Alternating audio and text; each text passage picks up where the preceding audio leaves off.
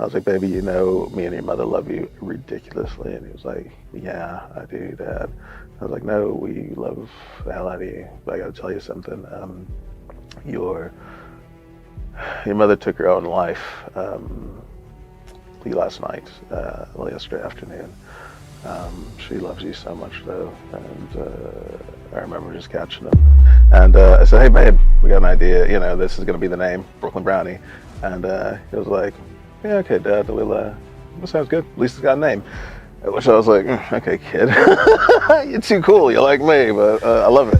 Pretty much, I should have been a guy who rode a motorbike and was a corporate attorney. That's about it. That's what my mother's trained us into being sharks, man.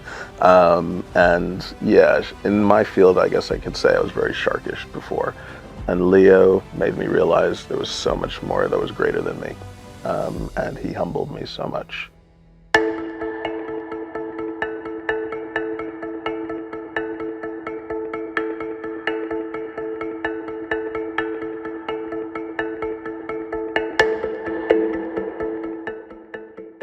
Today I'm with John Lashley, founder of Brooklyn Brownie. Hello, John. Hey, Richard, how are you? Great to meet you. And preparing for this interview today has been fascinating. I've loved looking through the story, and I'm really looking forward to this conversation. It's going to be good. Please, to kick us off, tell us what is Brooklyn Brownie and literally about the business itself. Well, Brooklyn Brownie, I'd say it's an authentic American bakery or a micro bakery right here in Northampton. So as you can tell, I'm an American. Last place I lived before I moved over was Brooklyn.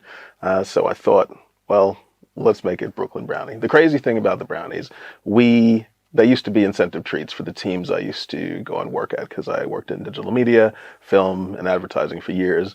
And I'd bring these plain brownies to work every Friday just to make sure everyone wouldn't run to the pub at 4 o'clock in London. So when you feed British people, you kind of bribe them and they feel they owe you something. So that was my only way to keep them in them offices up until 7 o'clock so I could get my renders, I could get my media. So so for years, I guess I product tested the Brooklyn Brownie, and suddenly we needed to pivot, and me and my son, we created Brooklyn Brownie. And they're not just, when you say plain brownies, your brownies are not by any stretch of the imagination plain. No, now they're not, because what we did was me and Leo, we perfected the base, and we perfected the taste, the chew, the I guess the flavor profile that we knew we needed to do. I guess when I cook food and bake food and things of that nature, I go into the more science of it, because back when I was a child, I remember watching a show of how it's made. I don't know if you guys watch that show, but how it's made, they kind of go into factories and they show you things. And I remember them going into the Oreo factory and seeing there was just a team there focusing on crunch, snackability, which is also known as a addictive nature of a food product, and so on and so forth. And I just went, if this gigantic company does that, we have to at least nick a little bit of that. We need to make sure whatever you put on top of those bases are perfect. So that's what we wanted. We wanted something that was right chew. So you get a corner piece with each bite, and you get the moistness of the centerpiece with each bite. And then we also went, well, we're going to take on the cupcake market, and we're going to force our way into that, which we have. And just to emphasize on that, you looking at how Oreo look at every unique detail of their product, you're emulating that in your business, and it's yourself and your son. We're not talking about a big megacorp here. We're talking like literally you're taking those lessons and applying them. And your Oreo-based brownie is perfection. I got introduced to Brooklyn Brownie off the back of seeing a news article about the business. Okay. And I read that just as it was approaching my wedding anniversary, and I thought, my wife likes brownie, she likes chocolate, order this. And brownie points were absolutely there on the button. Wife loved them, so much so that's why I ordered some more for you to bring today. Oh, thank you so much for the support. But it's just like, me and Leo, we didn't make the business to be sad. We made the business for ourselves, and we made the business because we thought this is something we could completely control with an audience that hopefully follows our journey and aren't just followers. They become an extended family. And that's what we like about our followers. And the people who follow our journey, they actually care about us significantly. And it means a lot to myself and him. So this is why we treat everyone as we'd like to be treated. We create products that we would buy. There is nothing about, oh, margin, whatever else. And if anything needs to be raised, we explain why. There isn't just a, when I think university fees were going up by £3,000, that was one of the reasons why I left lecturing. And all the other, unis just went, oh, we have to raise the prices. And they didn't add anything to it. That's not what we do. If we're adding to the price, we're adding to the value of the item, because that's what we want to purchase. If we purchase it, we're going to sell it to other people. And we just believe in it. And what you mentioned about Oreo, the biggest thing we also see is learning from others. Be humble. If this team, now they're what, Mondelez, they're one of the largest food providers in the world. If you can't learn something from a conglomerate like that, a juggernaut in the industry, you haven't humbled yourself enough to be successful in business. Because we're a flea compared to them, and all we can do is just study their products, study their methods, and just take a little bit of what they do and throw it into our pretty much our business profile and how we create our products. And one of the things that we believe in is, like you said, making a great base and then putting fantastic products on it that are ready made, and not changing them in any way. Some people bake the product on top of their brownie or whatever else. It's kind of crazy, because it's like someone taking our brownie, putting it on top of their product and rebaking it. You've ruined something that somebody's taken time to an effort, to make. We don't do that. We figured out what works, the snackability behind it. We put two great products together in each brownie, and we make it happen. And you mentioned just then that your followers, your social followers, become part of the family and sort of become attached to your brand and your story. And that's a brilliant segue to lead in, because that's part of, I'm there. I bought into, I feel attached to your brand and to your story. And following on from that, so you mentioned you're from America, from New York, and that's where your life began. What was sort of your early years, your growing up, your education? What were those years like for you? I even back when I was a kid, I've had a very, I guess you could say, different life, to not traditional, even to my siblings. So I suffer with asthma. I don't know if the camera picked up me spraying my inhaler. It's something I've almost trained myself to hide. I've been in clubs and people haven't even realized I've taken my inhaler in front of them. It's not because I'm ashamed. It's just I constantly felt like a freak as a kid with this issue that I have, asthma. And I was promised for years by the doctors, it'll dissipate when I'm a teenager. It'll dissipate when you're 18. It'll dissipate when you're 25. And then I just stopped caring. It's just like, this is me. And this made me unique. In a way, that asthma helped me get out of the school system that we were in. We started my life in Hempstead, New York, a densely populated area on Long Island, and its demographic is mostly made up of African Americans. My dad being one of the only, I guess you could say, Irish German dudes there. He was a hippy dippy guy who met my mom at university, and they fell madly in love. And he came into my life when I was 9 months. He came from a family with a single mother, but they lived on the North Shore, really amazing house, everything else. He's got two brothers, and they met at college, and he was just smitten. And then when he met me, he apparently, I think it was week 3, week 4, he said, I can't let this little guy live without a dad like I did. And we were best friends ever since then. He lived with me up until I left New York, because mom and dad, they're still together, but mom moved upstate with my sister Hillary because she got into Cornell. So they had two houses. So mom went upstate with Hillary and kept her safe and focused and grounded. And dad, he still had work because he was one of the county treasurers. So he lived with me for a good chunk of my life. Now, living in Hempstead, it was a bit different. School districts weren't the best, and I guess resources weren't there. So I guess this is where the asthma comes in. The handy thing was I became a liability at school. And in America, well, there's blame, there's claim. And they just did not want me in the system having asthma attacks, having ambulances rush to the school. So they offered my mother the option to have lecturers coming in and teach me every day for X amount of hours at school, paid for by them. To which we took up, might as well. And it was interesting, I would say. I had to also meet with psychologists every week, and so on and so forth, which was an interesting dynamic for a child growing up from 4 to do. But I think it turned me into the person I am, kind of analytical, easy to talk to adults from when I was in my teenage years. No issues with that. I guess what they were worried about was me being able to bond with my peers. 12-year-olds and 13-year-olds.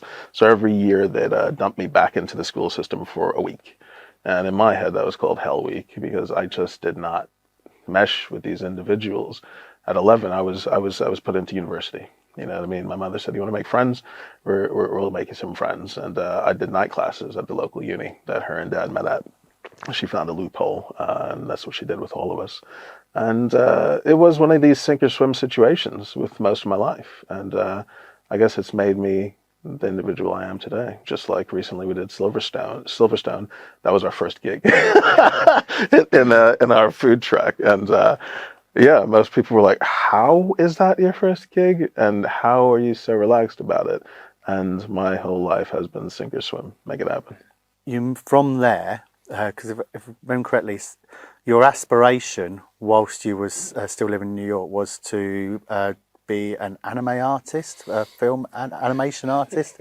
Anime, is that right? Yeah, well, my mom's aspirations for all of us, because we jot those down when we were born. I was supposed to be an architectural engineer. I was supposed to change the face of the earth because I can't give birth to a child, which will do that. I need to give birth to changing the landscape of the world, which is insane. When I start to dissect these words, I'm like, "Mom, what are you talking about?" But the handy thing is I moved that over to Hillary, my little sister, so she had to do that. So she's an aerospace engineer.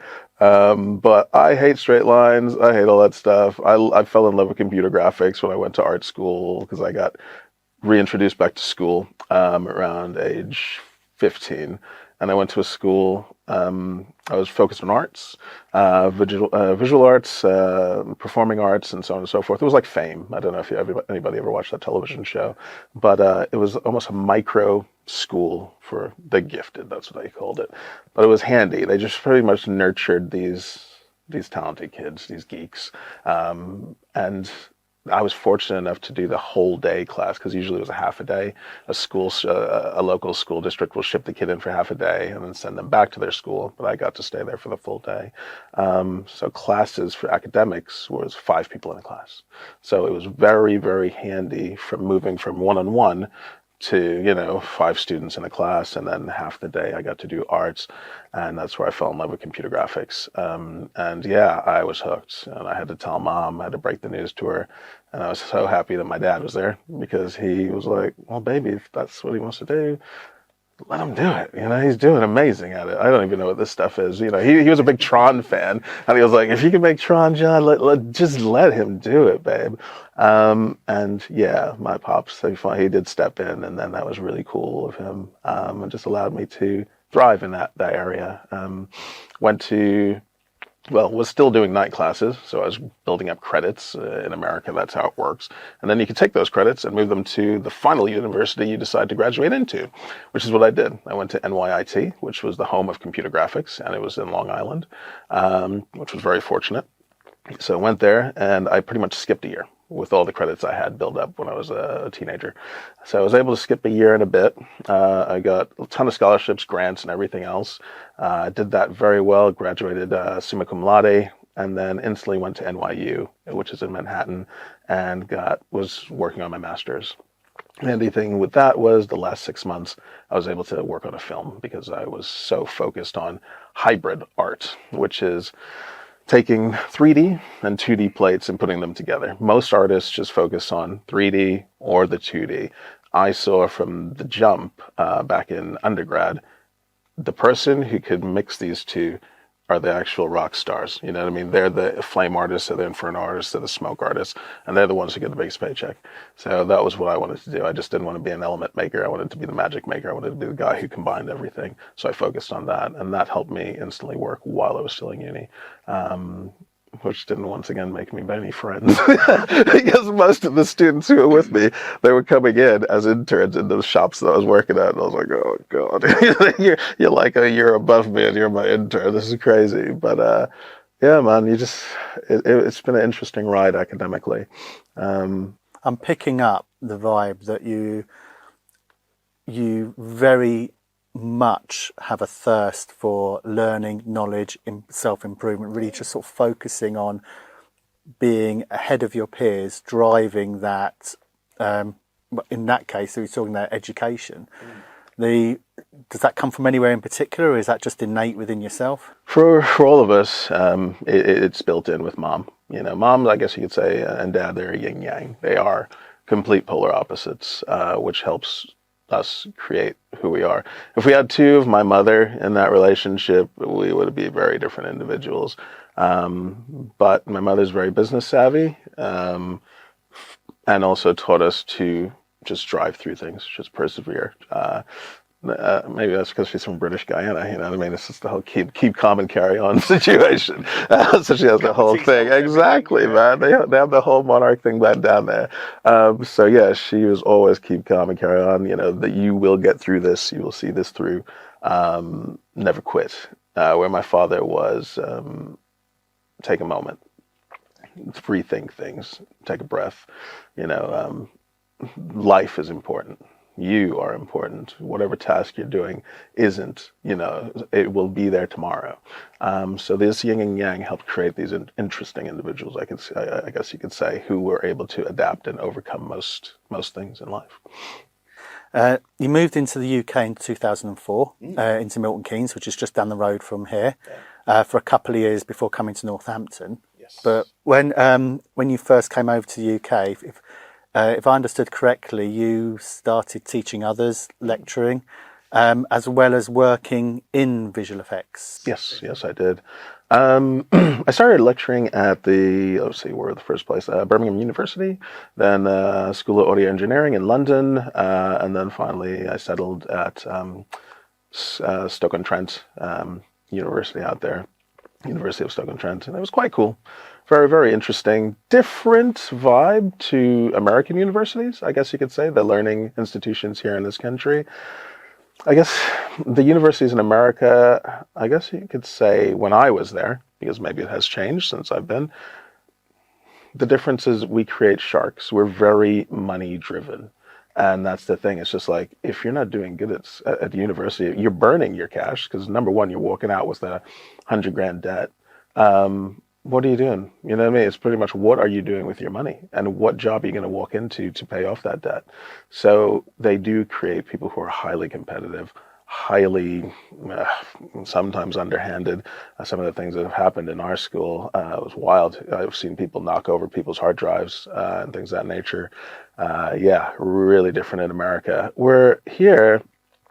I remember my first job. I'm not going to mention who it was, but I walked in, had my backpack and everything else, had all my data, and I walked past one of the lecture halls, and the teacher was standing up there with a Intro to Maya book, which anybody could get, and they were reading word for word what they should be doing, what students should be doing. So I walked past, and I was like, that didn't happen. I did like some moonwalk and peeked back, and the class was just semi-button pushing. And I continued on to the main, I guess, where teachers were. I was signing in and everything else. And in my head, I was like, this isn't how university should be. And from that day, I taught my classes how I wanted to teach because honestly, I didn't need them. Teaching the classes here, to me, was me giving back. It was my community service because I got so many grants. I got so many scholarships when I was a kid. It meant that I should be giving something back. Because I was still working in London, still working in film and everything else. So I was able to be very flexible in whatever school I went to. It was one day, intensive day. I taught 3 classes that day. and I'd come in and come out, and then remote learning. People will send me emails and everything else. So every school that had me, they were very happy to have me because I was actually in the industry. There is a big difference with lecturers and people in the industry, and they love the fact that somebody in the industry was willing to give their time. So I had that flexibility. So with my classes, I know this kind of goes against the book, but I'd bring in work that I was working on. And I would sit down, I would open up the work, and I'd say, guys, this is what we're going to composite today. And I'd have them composite something from Microsoft or a project I just did 2 weeks ago. And when we were done, and we'd make sure we did that module within 2 hours or so, or whatever, how long the class was, I'd say, right, you guys just made $3,000. And they went, what? What did you just say? And I was like, yeah, you just made $3,000, man. That's what I charged last week. And they were like, suddenly that got them hungry. And every week I'd bring in old projects, and they'd work on live projects that they would be seeing on television or something else or online later that week or that month or whatever else. And they loved it, and they were like really buzzing. And then there was a bit of an issue because everybody was like, why aren't the other classes like this? But that's not my problem. I mean, booking the John's classes. But what you was doing, which is something which I agree misses in education in so many ways, education is too often regurgitating a piece of like a checklist. You was making it real. I have to. You was literally bringing in the real world into this is relevant. This is what you're doing here. Oh, completely. Otherwise, you're just ticking boxes. And that was the thing. It was just like, in a way, when we had the final projects and things of that nature, the first time I had to, because I came in semi-end of one of the terms, and I saw the final projects and the way they spoke to the kids. To me, they weren't kids because at that time I came over, I was 25. Some of the students were 22, 23, or whatever else. And I was just like, this is the final project? I had to pause it sometimes. I was like, why are we talking to them like this? I was like, we're about to graduate these guys and they're about to go into the real world and get eaten. I was like, this is a joke. To which they suddenly had to change things a bit, and for that season they just took me out of out of the final project thing. But then the next season I was like, if you do that again, I'll walk. I'll go to another uni. I don't care. I'll do my community service elsewhere. To which they were like, all right, we got to figure out how to make sure this works. And I said, you guys are not helping students, man. So the cool thing was, all the students majority of students who left our class, they ended up in the industry. And they're still in touch with me, Facebook, LinkedIn, all that stuff, and they're doing fantastic work. And they appreciated my last set of students. They got into the paper because at that time they had the fastest growing online watched video. They did a Lego Inception, and it just went viral. It was like viral before viral started happening. I got like 7 million views in a week, and it was crazy. So it was things of that nature that we helped bring in. Well, I helped implement into it. I got very annoyed when the fees went up. And we had this big lecturers meeting thing. We all had to sit in this room, and the dean came in and said, prices are going up, blah, blah, blah, blah, it's the way it is. And I was like, okay.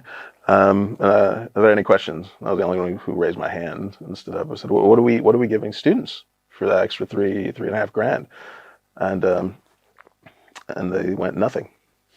To which I didn't dig that, because being in debt, you know what I mean? It was just like, this is mad. So we're giving them nothing. We're not getting new computers. We're not getting any render farms. We're not getting them tablets or anything like that. No, everybody else is doing it. Okay. I ate that, and then we left. But then later that afternoon, there was a follow-up email to everyone. We're not, this was shocking. Yes, we are a university. We're not about whatever, I forget the terminology, but she said, we're about getting bums on seats. To which I just wrote back, I quit. To all. That's about it. And I just got my stuff, got my laptop. I was like, see you, bro. And just pounded everybody left. I was like, send me a check or don't send me a check. And I don't care. It's not going to need it. And left. I was just done. Messaged all the students, said, if you guys want to get in touch and finish things up with me, you could do that. And or I could link you some jobs. Because it was pretty much like 3 weeks left. But I wasn't going to sit in that institution. It was not right. It was not right at all. And it was just, I felt it was very wrong. Around about I'm sort of trying to sort of follow the sort of timeline there. Two big things changed in your life around about 2007, 8, 9. Yeah. What were those? Yeah, man, the birth of my baby, the birth of my son Leo. Leo is fantastic. Leo grounded me. I've always been honest. We've been trained to be very arrogant. Pretty much, I should have been a guy who rode a motorbike and was a corporate attorney. That's about it. That's what my mother's trained us into being, sharks, man. And yeah, in my field, I guess I could say I was very sharkish before. And Leo made me realize there was so much more that was greater than me. And he humbled me so much. And I'm so thankful for him for doing that and making me a better person. A lot more empathetic to others' feelings, caring about, I guess, more than just me. Being a techie person, you could just focus on tech and yourself. And yeah, man, as a kid, this little being, he really did pull me out of my shell. And I'm a lot better because of him. And then, so you just become a dad. And then in 2009, you went to a costume party. Oh, Jesus Christ. Yeah. I went to a costume party, and my wife at the time, she went as a Smurf. This was my first party in the UK. I don't know why you guys dress up, but one of our runners, I was working at Ragdoll at the time, the guys who make Teletubbies and stuff. I was working on In the Night Garden, their next like big thing. And one of the runners was leaving, and she went, her name was Gemma, and she went, John, I'd love to have you there at this 80s party. I was like, oh, 80s party, cool. And she was like, yeah, it's a fancy dress party. All these weird terminologies I had to start learning, and I was like, what the heck's a fancy dress party? And one of the guys in the compositing company was like, it's a costume party, John. Have you been to one of those? And I was like, I didn't want to say no because I wasn't allowed to party really as a kid. So I was like, yeah, sure, I've been one of them, but aren't we a bit old for that? They're like, no, it's fancy dress. And I was like, okay. I thought I was being punked, but they were like, no, it's just proper. So I was like, all right, it's 80s, cool. So I started thinking, oh yeah, I kind of look like Mr. T. Let's do that. And then being competitive and artists, we all kind of kept secret what we were going to be. There was about 20 of us in this compositing unit. And started growing my hair, looking a bit homeless, and everybody was like, John, you're coming to meetings looking a bit scruffy. And I was like, yeah, don't worry about it. We got a month to go. And everybody else, some of the guys were growing their hair long because they were going to come as like some hippie dudes and stuff like that. And it was great. I just loved the competitive nature of all of us, but we all kept it secret. And then the night I turned up as Mr. T, Elaine, my partner, she came as a Smurf, painted her whole body blue, man. The car was a mess, absolute state. But yeah, that night, everybody loved it. And they kept taking pictures of me. The guy who owned the club that we were at, he kept taking photos, and I thought, this guy's a bit weird because he kept following me about. And then at the end of the night, he's like, hey, can I have your number? And I was like, we're getting a bit far here, man. He's been following me around all night here. And he was like, no, I want to tell you something. There's these things called a lookalike in this country, and I really think you should look into it. And I was like, dude, I'm visual effects editor. I'm a team leader. I don't need that. And he's like, no, please just do it. So I gave him my number, and he's like, can I get your email? I'll dump all these photos to you. So I was like, fine. So I gave him my email, and that was a Saturday. He sent everything on the Sunday. Pretty honest dude, pretty cool. And he just said, please just forward this or look for lookalike industries on Google. And do what you want with these photos. And I just did it as simple as that, Richard. I just dumped everything just with this guy kept following me around all night. Here are some photos from the party, dump. And I sent it to the top 10 Google searches. I didn't know anything about the entertainment industry. I'm a tech geek, you know what I mean? And within the next week, I was did a commercial for Asda, Drayton Manor, and so on and so forth. And that ball just started to roll out of control from there. And those two first gigs actually were half and half with the guys who we call the chippendoubles.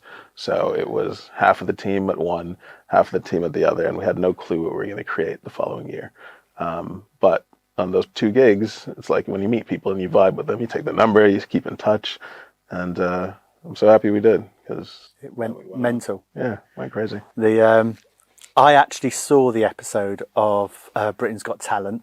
Oh, did you? So when I saw the clip, when sort of preparing for today, I was with my wife. I was like, that's the guy speaking to tomorrow.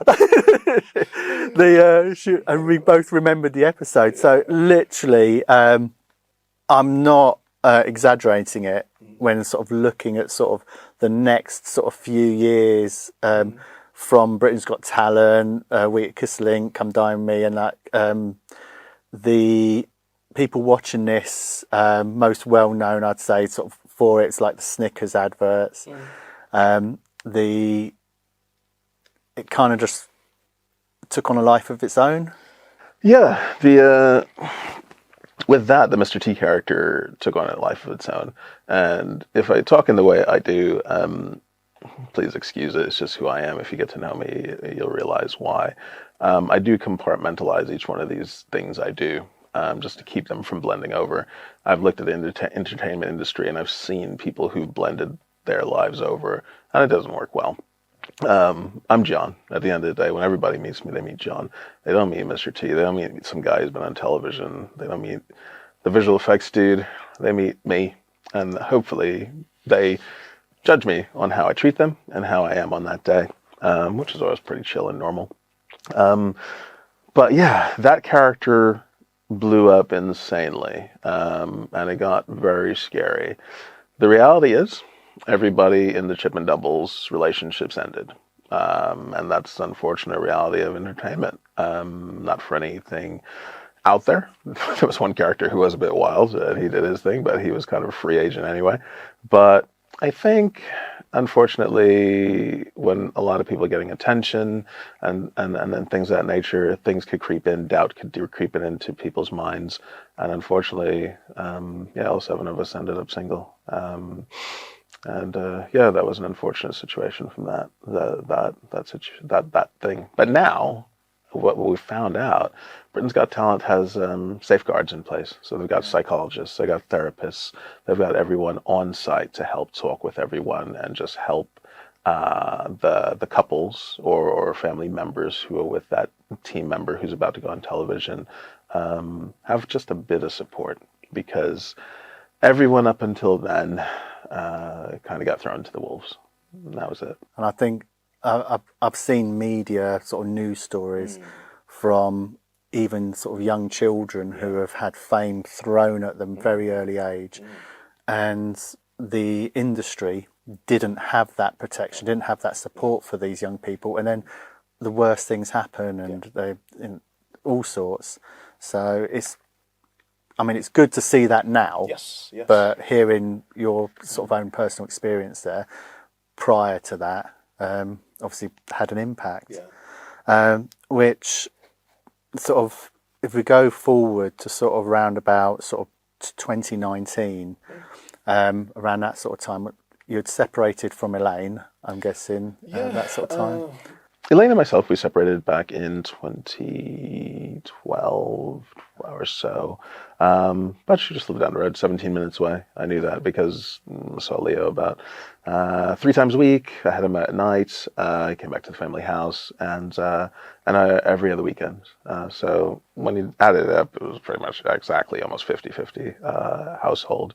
And we had a great system. We had a great relationship. I guess after the first 3-4 months of the whole thing, Exodus, it was quite chill, because Leo's got brothers who I took on as sons and everything else, and we all were almost a family-ish, but in 2 different houses. I started a new relationship. Elaine, I guess, was doing whatever she was doing, and that was fine, but we never really argued about stuff. So I think maybe we just needed the time. I just wish there was therapy or something like that, or something overlooking us both. But unfortunately, we both kind of didn't have parents. I didn't have parents in this country. She didn't have parents anymore because they passed. And this is why I always look at things and I go, if Leo ever gets into a real relationship and he's getting married or something like that, it's going to be old school. Dad will always be there. Dad is going to make sure you don't hurt that girl's feelings. Or if this relationship you guys forced me to invest time into and believe in starts to fall apart, you better know what? That investment ain't falling apart on my watch. You know what I mean? That's what it's going to be like when I'm with him. And they're both going to get sat down and spoken to. Unfortunately, we didn't have that. So with Mr. T, the Mr. T character and sort of the whirlwind that was happening there, How did that progress, develop? How did you deal with that? Well, with the Mr. T character, to me, he was always a secondary thing. He was just another string to my bow. And we just added that character into what I was doing. So I was still working at Ragdoll, still creating content and creating shows with them. I was just about to move on to another company and become their lead visual effects artist there. But that was the thing. That's what I went to school for, and that's what I respected. And to me, even though when you break down the numbers, I guess if an accountant sat down, he was just like, they would have went, John, just keep doing Mr. T as much as you can. Because in all honesty, Richard, I mean, like, entertainment pays ridiculously for nonsensical things. I mean, so, yeah. But I think that was all doing that, though, when you cover a moment ago, like the impact it has on your personal life, that's where you start to balance, is the money worth it or not? Exactly. And there was a point when I was just sick of this character. And I still remember I shaved my head, started to shave my beard. I always had this beard because my dad has a beard. And I remember as a kid, I used to just like hang off of the thing.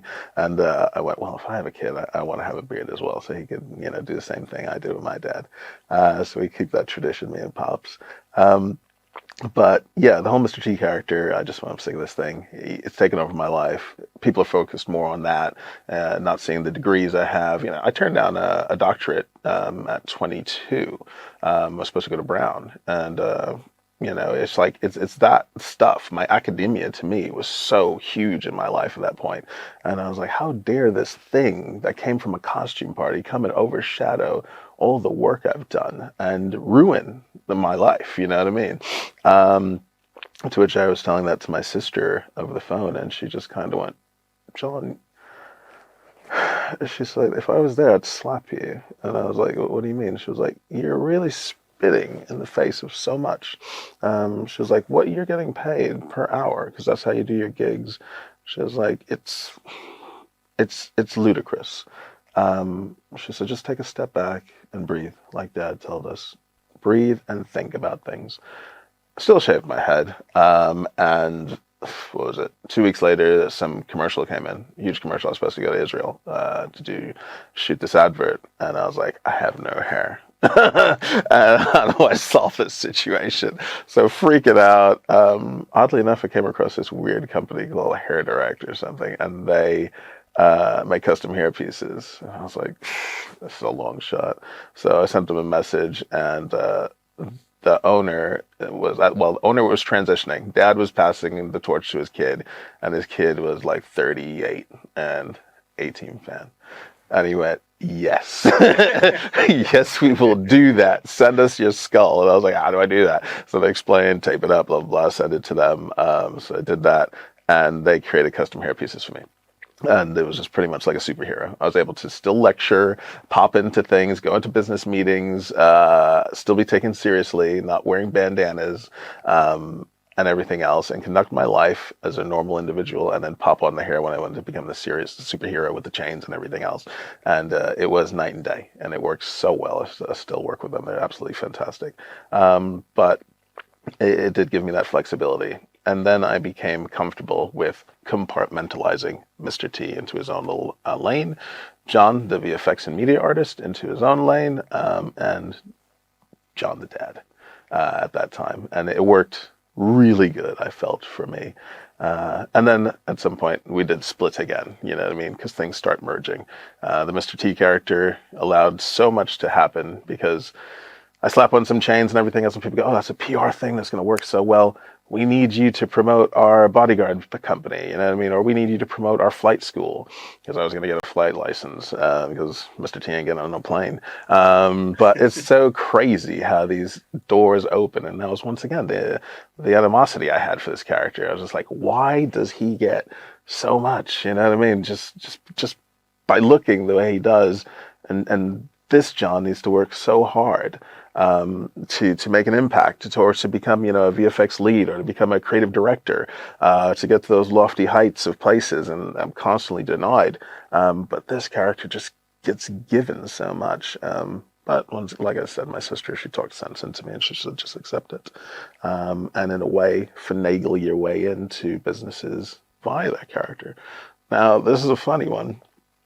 I call it the janitor rule. So many people pretend the janitor is a plant. You know, the janitor comes in, the janitor has access to so much at night, to your company, to everybody's company. And Mr. T has so much access to that behind the scenes, marketing budgets, everything else. Now Mr. T goes away and he sends you back something from his digital side because he knows you guys are looking for a film crew. He knows you guys are looking for this. And he's able to tender a lot cheaper than everyone else because he knows the marketing budget. And it worked out well when I started merging the characters because I've had access to some very large companies with that character, pushing my little tea trolley for an hour, giving tea and coffee to people, meeting the VIPs, meeting the execs. And then the cool thing is when they realize, they're like, T, what are you doing here? I was like, well, yeah, I'm running this bit of a division, this module for your business. And they're like, it's perfect. Let's keep going. You know what I mean? So it breaks the ice. It allowed me into so many behind the scenes things. And it allowed me to help start blending things and then have a whole different, once again, another string to my bow. I ended up attaining my bodyguard's license, and it's called a close protection license here in this country. And that was a whole different, crazy, surreal world as well. So, did I read somewhere that license got you into, or you was working with president or royal appointments? yes, yeah. So all that stuff is classified, but yes, oddly enough. Now you sound like Mr. T. Quit your jibber jabber, Richard. No, but it was strange. Once again, this company, they went, oh wow, you could use Mr. T character because he was a bodyguard for Michael Jackson, a few other people. They're like, oh, let's get him his license. So I went down and I was like, I looked at what they were doing and I was like, do you guys have a syllabus? Dude, here goes digital, John. They're like, yeah. So they gave me this paper thing and I was like, well, you know what? We could create a digital online module for you where you could teach the students remotely, and you could just make this whole thing a lot more streamlined, less work for you and your team. And they were like, "How do you know this?" And I was like, "Well, we created something for this company, that company." And they're like, "And you Mr. T?" I was like, "Yeah." And I was like, "You know, it'd be cool. Let me just take the course as well, fully." And they were like, "All right, it's a month-long course. It's pretty intense." And I was like, all right, let's go, because I have to film this stuff anyway. Might as well do it, you know? So they hired me for Mr. T. They hired me for create the digital course, so more money. And I also was like, I'm getting this license for free, and I get all this training. It was interesting, because the whole class, I think they were ex-military, or there was 3 who were in the security service for years. So when they went around the room introducing each other, you know, I've done this and done that, this tour, that tour, blah, blah, blah. Get to Bozo in the room, and they're like, "What do you do?" And I'm like, "I really see all these cameras. Yeah, that's me. I'm just here filming it and creating a digital module." And all the guys in the room were like, "So you're a geek?" I'm just like, I guess you could say that. I'm also Mr. T. And they're like, "Yeah, okay, I'll put you down as codename T." They're like, whatever. And that was it. They just ignored me for a week and a half while I just sat there just writing my notes and everything else. And I guess the respect came because the handy thing is during this class, you have to do 2 PowerPoint presentations, to which I was like, they were like, okay, we're going to give you some time in class to do the PowerPoint. Pulled out my laptop. 15 minutes later, I was like, see ya. I was getting up and leaving because I was like, this is the first day I could get out of here, because they kept us there till midnight because we had to go into London, do practice drills and all this stuff. And when I was getting up, I was like, get my stuff. Looked around the room and there was a dude. There was a dude with the mouse upside down. And there's another guy like typing. They're like, I was like, oh no. And I was just out the door, and I just went back in, went to the front of the class, plugged in my laptop, and I went, hi, I'm John. I'm the geek you guys have been ignoring. I'm going to teach you all PowerPoint. And I stayed there till midnight, and I taught them all PowerPoint up to a certain level, went around the class and made sure all 15 of them were on point with what they had to show 2 days later in class. And we just went through the entire thing. Some of them had fright, stage fright. So I mocked it up. I was like, come on, guys, you got to stand up here and present. Big dudes, you know what I mean, who like are shy. And I just said, all right, when you guys are doing it, don't look at him, look at me. I was like, I'm sitting up front anyway because I got to film this. And like, just look at me and talk to me. So every one of them, I went through it, and that was it. I was gold from then on. And the three top guys in the class who have a ton of experience, when we graduated or whatever else, they instantly called me up and they're like, yeah, we're protecting a president. Do you want to win? I was like, yeah, let's do that. Let's add that to the list, man. And they were like, yeah, we'll get you in, no problem. Because they knew I had no real background to that. And but it's not what you know, it's who you know. And I knew them, and just their word alone just got me in. And it was a whole different world, let me tell you, Richard. It was a world of paranoia, very, very strict, scary at times, but very cool, man. Really cool. The amount of things I know in London now is insane. The amount of places that are not secure, man. You are not secure. Let me tell you, there was one place we went, one hotel, I'm not going to name it, but on Park Lane. And man, we went in because the thing is, you have to infiltrate 3 buildings. It was easy for me because I'm an American. So the second I started chatting nonsense, they were just like, they believed it, because I was like, yeah, my principal's flying in a week's time. I need to make sure this building's secure. Can you show me your cameras? Show me your video room. Where's your secure room or vault when if something goes down? This person's a VIP. Who is he? Who is she? I can't divulge that information. Just show my passport. I didn't even have a badge at that point. We didn't even graduate. So it was just like, I'd go to this place. They took me down into the vault, showed me all their security cameras, and I was like, right, how many operatives do you have on site? And this guy goes, it's me, it's so-and-so. And then he was like looking on the camera, oh, and it's him.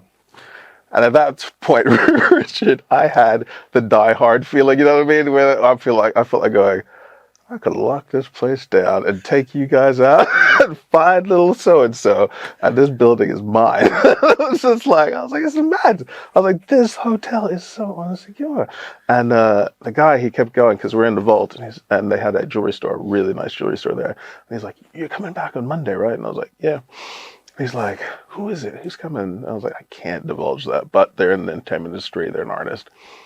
And he's like, do you think they'd like watch us or something? And I was like, he has a ton of them, I'll tell you that. And he's like, I could get a bonus for this. And he's like, do you think they'd like, he goes into the actual vault and he pulls out a watch. The devil and the angel on our shoulder, because I never had to go back to the hotel. I never showed any ID, anything. And this thing was like 20 grand. And I was like, look, to tell you the truth, sir, I would be fired if I was to present something like that to him, because I'd be pretty much telling him what his taste is. I was like, so thank you so much. I'll see you Monday. And he was like, oh, okay, cool. And I was like, oh, went back to the car and told the guys, they're like, you idiot. I'm like, there's no record, bro. I was like, the record is my conscience for the rest of my life. But yeah, it's such a wild world, man. And it's cool. It's absolutely cool. And being able to also then go on every single one of Leo's school trips, because they're like, oh, we need chaperones. Yeah, I'm a bodyguard.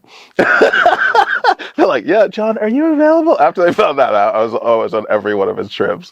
So it's been fantastic. And then also the other thing was, when I was working in Northampton, I couldn't get out of work doing the digital side of things. I had a security team in Milton Keynes I knew. So I had bodyguards pick up Leo every day. Every day I had him and ferry him back to the studio that I was at, because his mother didn't really want taxis, but I had secure livery. It was just like, the boys just took care of me. They took care of me for years. I have this mental image of like a black SUV parked outside with like guys with dark glasses, suits, sort of, so That was it, man. There was one time, Leo fell asleep in the back of this G-Wagon, like spilled his drink everywhere. And the guys were like, it's fine, John, just get him out. He was sleeping. He was like, hey, Dad. But that's the thing. His life, he thought that's normal. He still thinks that's normal. And, he'd be like, oh, see you later, Caleb, to the guys. And the guys were like, see you, Leo. But yeah, I guess it helped him also grow, because he's able to speak to people now, adults, just like I have, because I put him in these situations. But I put him in with the right people who actually did care a hell of a lot about him. So, and I knew nothing would ever happen to him. So that's what they're trained for. But at some point, in 2019, you made the decision to come out of the corporate world and start your own business. Yes. And we know things happened very quickly afterwards, but what was happening, and what drove the decision to become self-employed at that point? I guess, Richard, at that time, I absolutely love the UK. UK is a great place. It's completely a lot less stress than back in America. America is a bit of a pressure cooker. You got a lot going on there. The UK, I thought, and I still do think, a land of opportunity if you make it. But then again, almost like I said, in any country, westernized country I've been in, it is the land of opportunity when you make it happen. I found my glass ceiling in the corporate world. I would never really attain the lofty heights of creative director. There was always something strange that popped up on interviews. There was something weird. And unfortunately, I'd see my ideas implemented within large corporations 6 months later. Because when you need to pretty much go for those jobs, you need to bring a 3 or 6 month package, a PowerPoint of how you're going to implement your creations into their business. So it started to kill me, man. Around I guess, I went on about, I think, 80 something different job interviews, and the big ones. That's a lot of job. A lot of job interviews. But the 5 that really burnt me was when I saw my creative visions in their company later. There was one that actually gave me a standing ovation for the second round I went in because of the innovation I was going to bring into that company. And I thought, I got this one. And then I was just sent an email saying there's just something. It was like that. There was just something off. To which, how do you take that? I'm like, is it me? Did I smell? Did I whatever? I'm like, you guys stood up and clapped because the innovation I was bringing in. And then to see your ideas later implemented, you're like, oh, so you okay, whatever. So I got very depressed. Throwing in a towel and everything, getting down. But somebody I had with me, they were just like, John, you got ideas, you got great ideas. Go self-employed. And just become a hired gun, digital-wise, a contractor, a consultant, which I did, and that was cool. I'd go in as people's hired gun. I didn't really care. And I'd tell them my figures for the day, and they'd pay it.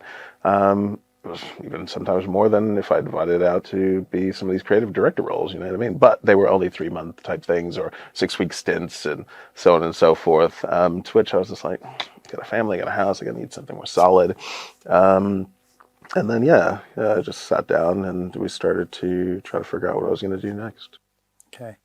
And Brooklyn Brownie made it to the top of the list, which does seem a very sort of left field for going from visual graphics to animation design, all the work you're doing there, to brownies.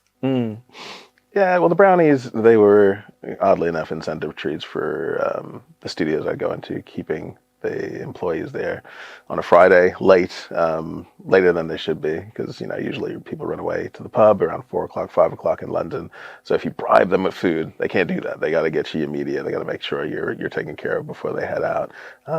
Me being the person who was not a part of that company, they had no allegiance to me. You know what I mean? And they knew I was a freelancer or whatever else, or a consultant, so I was getting paid more than them, so why should they be decent to me? So that was a way for me to get them on my side. So in a way, I was product testing our product even before we knew Brooklyn Brownie was going to be a thing. But when we did, we knew we had a product that was already tested for about 6-7 years, without even realizing we did that product testing. And we took that product testing for before, and we implemented that into our barbecues, because we had barbecues, and we were like, oh, cool, let's have these brownies for the dessert for the barbecues. So that's also a way that we tested things. Once again, when I break down my life, I'm always constantly reducing risk, and I'm going with something that's been tried and tested.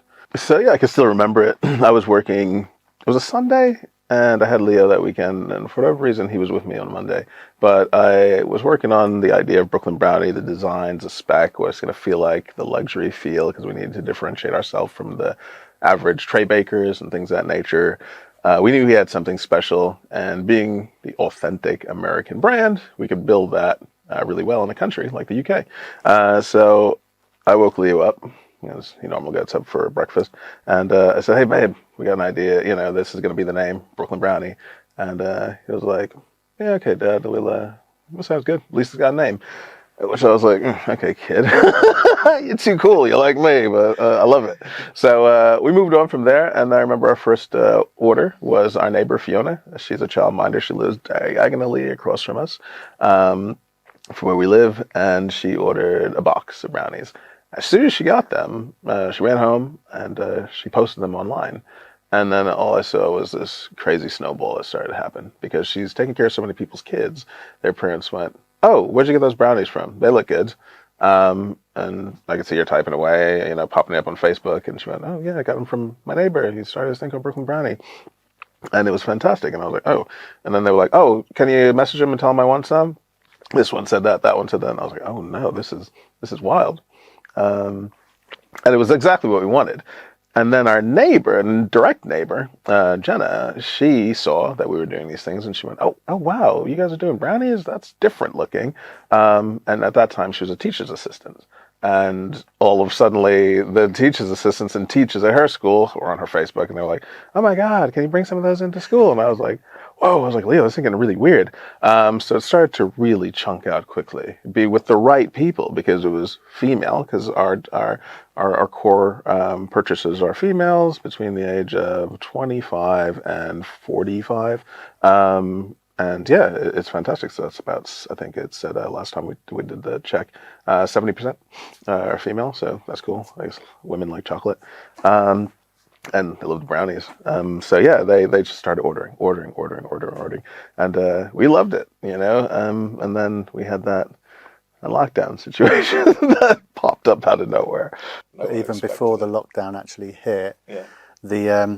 You'd been only running for a few weeks, and then there's no way of even saying, like, trauma hit.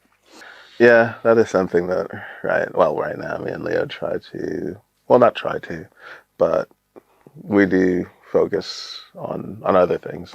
So yeah, sorry about skipping over that one. But yeah, it was my weekend to have Leo, and I had him, and we gave his mom a hug and a kiss and said bye and everything else. So it was my Friday, picked him up, and we drove away. And yeah, I got a call around 5 in the afternoon, and it was from Leo's older brother, and he's like, "We can't find mom." To which I guess most people would go, "Okay, you know what I mean? So what's the problem?" We can't find mom, and when she left the house, I gave her a hug, and she had her medication bag, and I'm really worried, and I'm like, oof. So instantly, next John switches over. All right, because when the police called, they're like, "Have you seen it?" Blah, blah, blah. I was like, "Oh, all right, this is getting serious." I was like, "Can you trace her credit cards? Can you do this? Can you do all the things that we've been taught in bodyguards class?" To which then I started going, "All right, forget this. We're not getting anywhere. I'm going to call my friends and see what they could trace." To which I did. And yeah, unfortunately, they found her. She was in Bletchley, little hotel there, and she committed suicide. Oof, man. I remember that feeling. It was a punch in the gut. You start just trying to figure out what you're going to do. How are you going to tell your son, your 12-year-old son at that point in time, life has changed permanently. He's not going to go back to that second house that he has, that second life that he has, because he went to school in Milton Keynes. His friends were in Milton Keynes, we did have 50-50 split, but Leo had a life there. He had school, and everything else. And, man, I started in my brain just overworking everything. And, I remember going to the food store late at night because I was like, from this point, we skipped dinner, everything else. We put Leo to bed, myself and my partner, Becky, put him to bed, and I was then able to talk. And I was like, I don't know what to do. This doesn't happen every day. This is madness. Everything's just going through my head, and she didn't know what to do. She was just crying because her and Elaine actually had an okay relationship as well. which I was like, this ain't helping me. I need somebody analytical. I need somebody who'll clear head. So I just threw it in my group. We have a chip and doubles group, and we just talk back and forth, everyday banter. And I just threw it in there like a grenade, and suddenly my phone just started blowing up, and all the guys were calling me. I only picked up to one because I knew he was the most analytical, and Steve, the James Bond, he just talked me through everything. He said, number one, sleep. He said, get to sleep. And Leo's already in bed. I was like, yeah, sleep. Take him out the house tomorrow. You do not want to do anything in that environment that he's going to live the rest of his life. And he thinks this is the room my dad told me mom's passed on. He said, get him away from the house, go to a place you would never find again, wherever else. You ain't never going to go back there. And that's where you have this chat.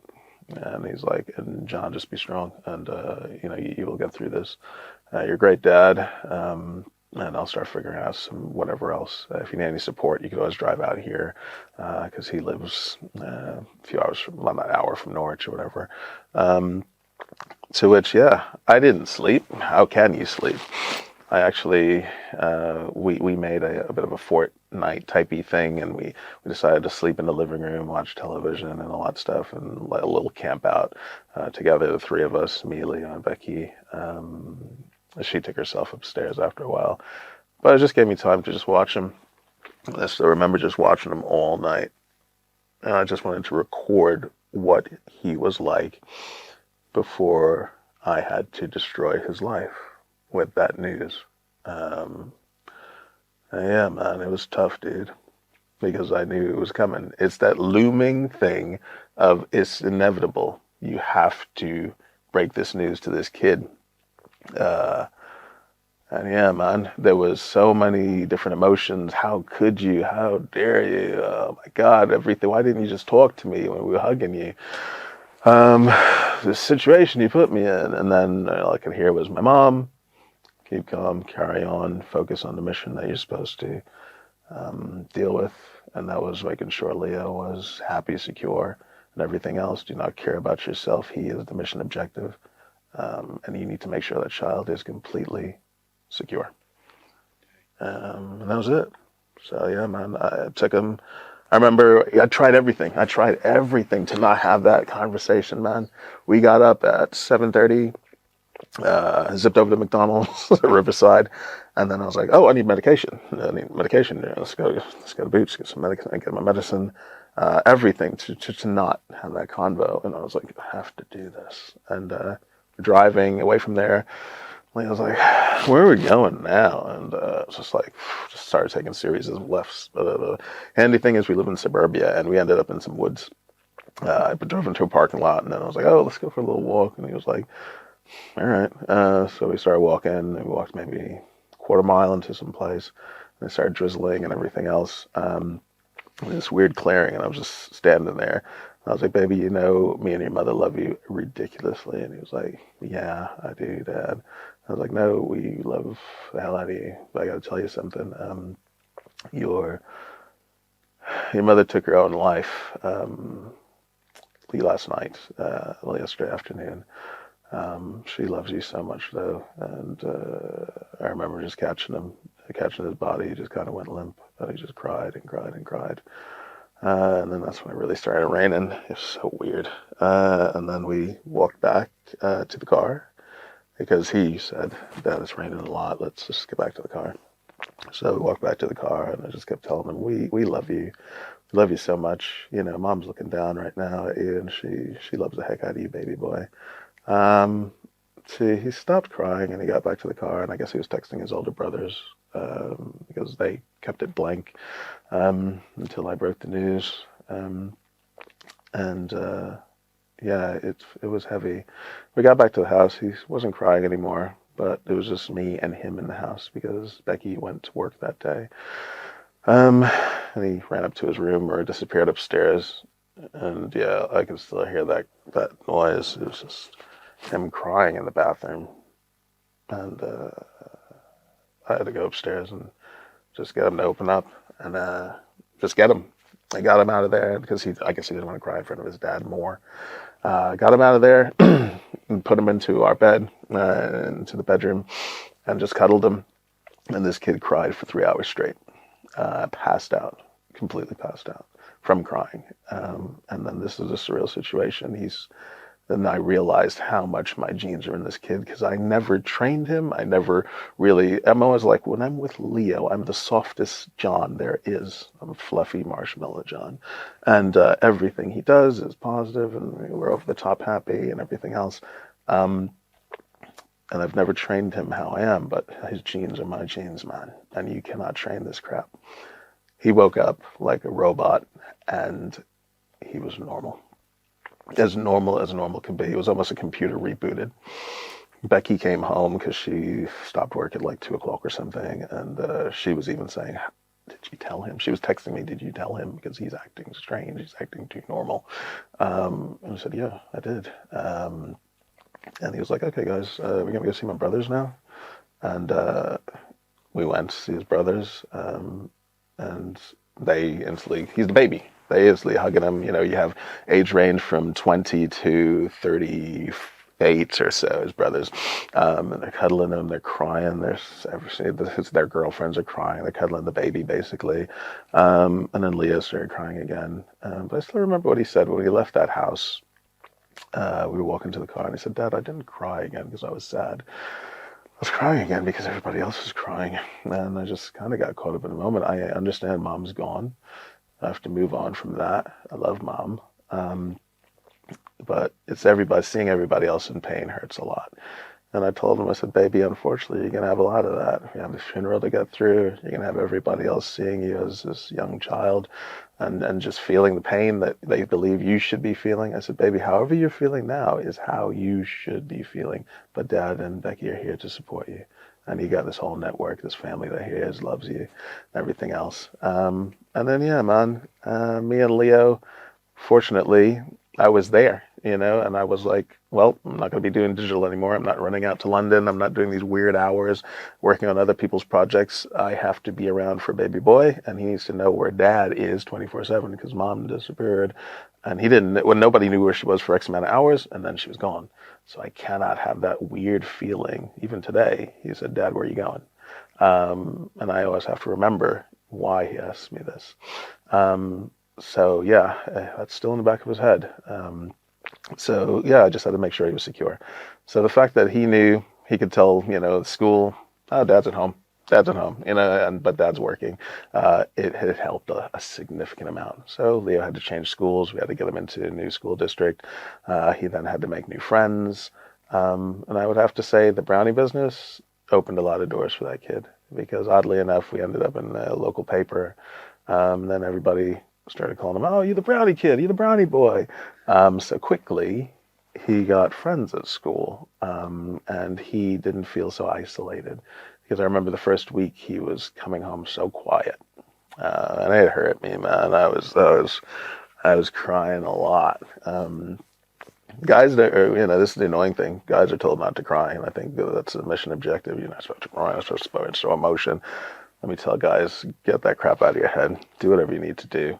I remember there was a breaking point where I guess my body said this has to happen, where my shirt was saturated so much so with tears that I could wring it out. It was leaking out of my face like a faucet. I wasn't gasping or anything else. It was just one day while I was working, it just happened.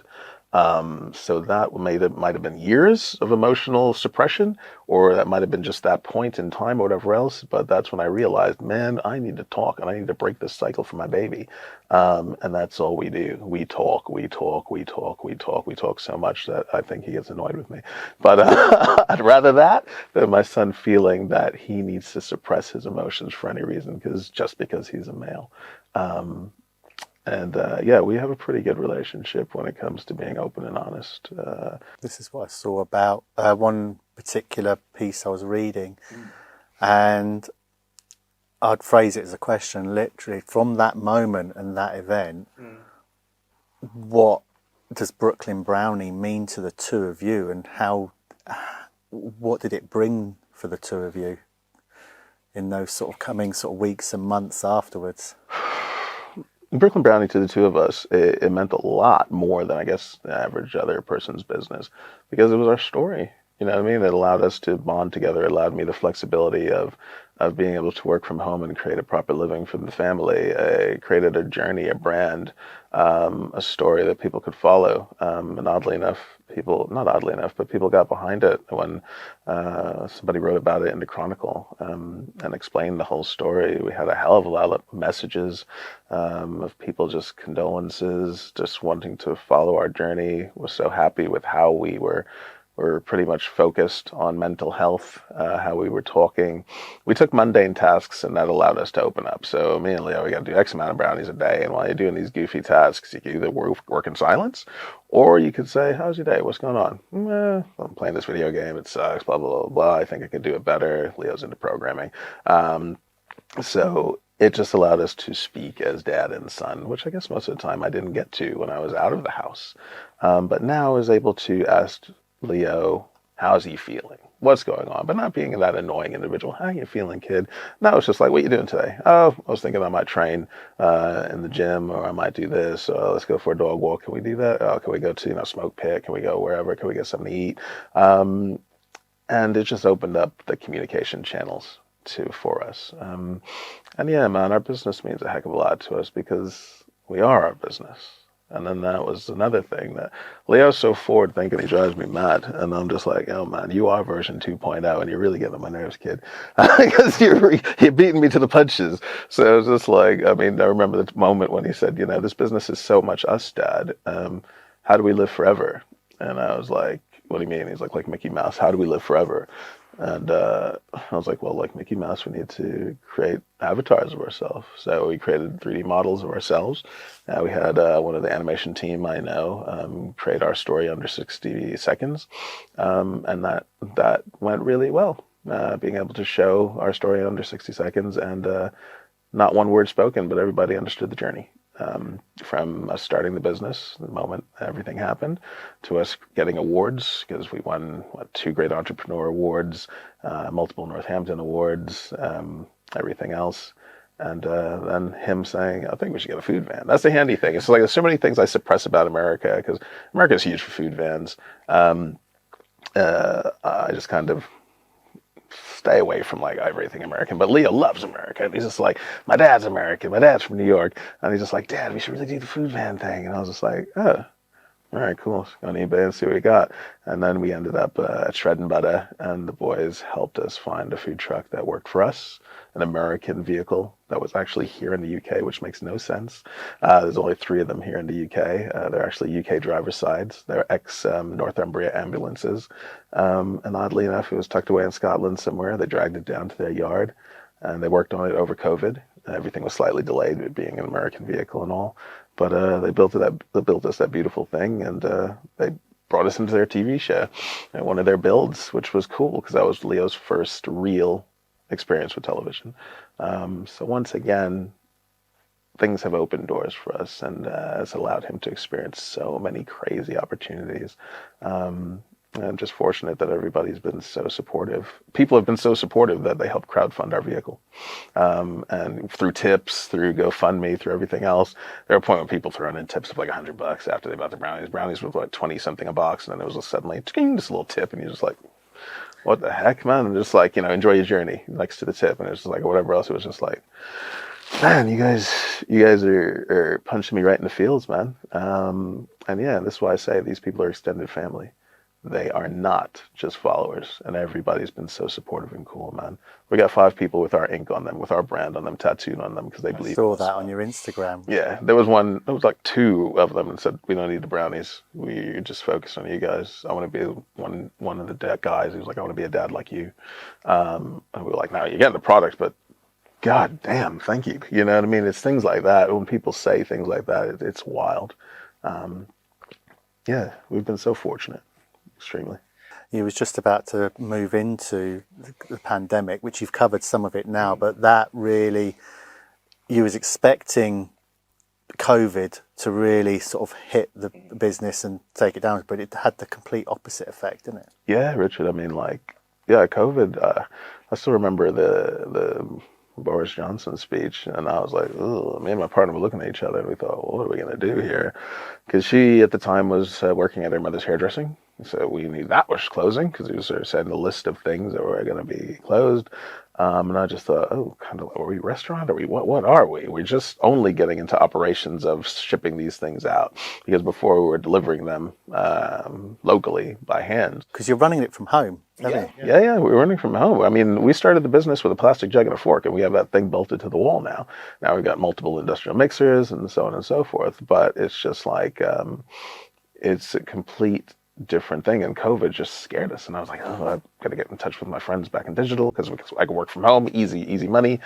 Digital still needs to be made because television's still going on, and corporates are still going to be going on, so they need content. So let's put the feelers out there. But we woke up the next day to, like, I think it was 50 something orders, and we thought that was a blip. We were like, this is weird, what's going on here? And it just increased every day after that, and we were like, yo, this is mad. And then we were able to collaborate with this really great company called the Chocolate Smiths.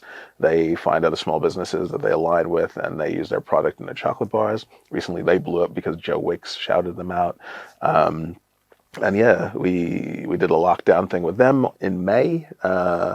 And that was our collaboration bar with them. And it was this chocolate bar with our brownies shoved in the middle and some of our flavors in there and everything else.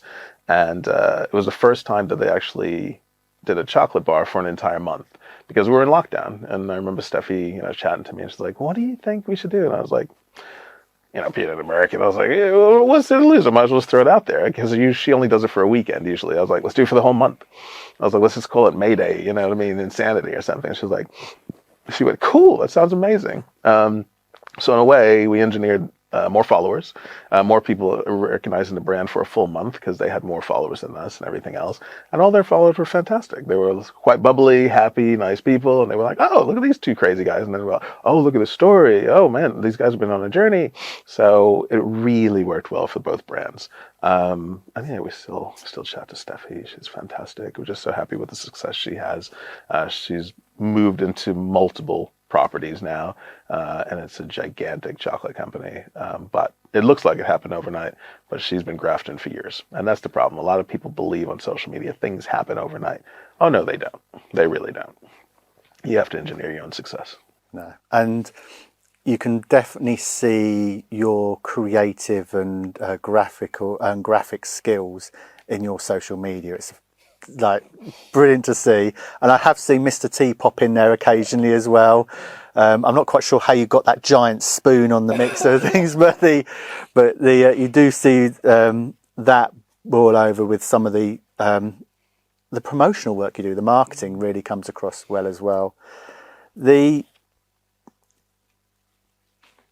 pandemic, we went through the pandemic, continued to grow forward significantly. You've just mentioned the ambulance. Yes. Leo beats you to the punches, is the ideas man. Where do you see Brooklyn Brownie going over the next few years? Well, we were still baking in our kitchen up until July, beginning of July. We had this little construction project where we were going to strip out what we had as our gym, which was our double garage, which is a 5 meter by 5 meter unit. And we started looking around for kitchens, dark kitchens. That was one of the reasons why we started baking in the house. Let's go back to the pandemic part. We couldn't find like a lease at that point, because realtors were like, we don't know what this pandemic thing is. We're going to put everything on a pause. So we don't know what's up. So if we put our business on pause, where we said we'll get you your brownies within 7 days, and I'm trying to figure out how to get a dark kitchen, I think there would have been a totally different story for Brooklyn Brownie. Now, if we started to disappoint people at those early inception days, but we didn't. We worked with what we had, and we stretched our production pipeline modularly, how I would do in a film, or a digital project. I took those digital pipeline skills and I moved them into a physical product. And I went, okay, this is what we have as assets out of the house. Let's strip this out for a weekend and bring this in. This is the budget for this we have. Let's do that and bring that in. Let's find this used Hobart, mixer, bring that in. And we were always able to scale up with what we had. And that, in a way, I was happy we didn't get leases. I think you've seen. So yeah, I read somewhere that you didn't want to take any finance or anything like that because you needed to have that stability for Leo. Completely. So always wanted to have stability for Leo. Didn't want to like go into ridiculous debt or anything like that, or let's sign this lease for 5 years or 3 years or whatever else, because we have seen some friends go pop because they've come out of the pandemic, customer buying habits have changed, and the sales just ain't there. You know what I mean? The Instagram algorithm has changed for some of them, and it's just like they're not getting the views or engagements they had, and they have this vehicle, and they've got this unit that just ain't being used properly. Where now that we've stripped out that and we've put in a full commercial dark kitchen into it, it's double the footprint actually of some commercial kitchens in town, and we call that the BBC hatch, where you just pretty much walk up.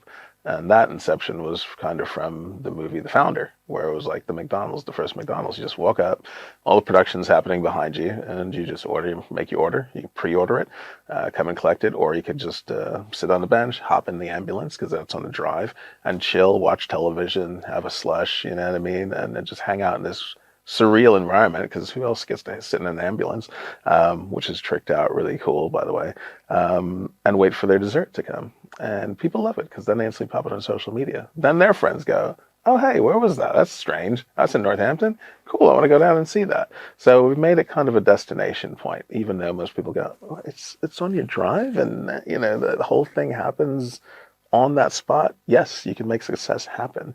And I just want to rewind it back to almost like Fields of Dreams or whatever. If you build it, they will come. And it's kind of that. That's our ethos. If you build it, they will come. Make people come, and make people happen. Make people come to your destination. And we found that we can. And just to re-emphasize, that's not a pre-book and come along. People can come along, and I saw the social post with the hatch. I've seen the Founder, but now you mention it, I see the link there. That's fantastic. I feel I know the answer to this next question, but I'll ask you anyway. Why do you do it? Why do I do Brooklyn Brownie, or why do I live? What gives you that energy to go through what you're doing? Because you could go and carry on in digital and just get a salary coming in that would give you stability. But why do you choose Brooklyn Brownie and stick with Brooklyn Brownie? This is a funny one, man, because I give different answers to different people. But when we do podcasts, we're very open and honest. I don't want Leo. Number one, Leo has never really been to the States because I've never want him to come across the situations I've had back in America. He's, I guess you could say, almost a little marshmallow boy with the issues he's had, or any issues I don't think he's had in this country, really, when it's come to, I guess, who he is as a person. This comes down to race. I never wanted Leo to come across his glass ceiling. I want us to create our own success, and I want him to be able to go, I'm going to continue with this, or I'm going to push it into a different vein, or I'm going to go to university and I'm going to become, I don't know, a musician, or I'm going to do this or do that. I just want him to have that flexibility and the ability to take a little bit from the business if he needs, or if he wants to take it down, I guess, a ridiculous trajectory that he sees it needs to go to. This is his baby, and hopefully he'll take it on. But if he doesn't, I hope he gets a great lifestyle from it when he sells it. We've already covered death during the conversation here. It does eventually happen to us all. Oh, yeah. How would you want to be remembered? I'd want to be remembered as a great dad. You know, I've just recently had another baby, you know, little Liberty, with Rebecca, my partner.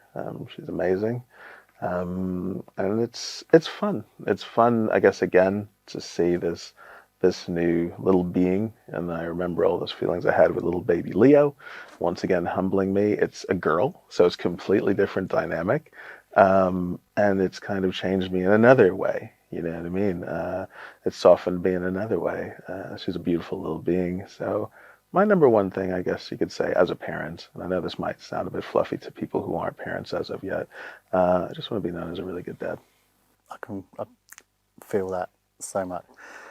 I knew it would be, and it has been an amazing journey that you've been on. so much.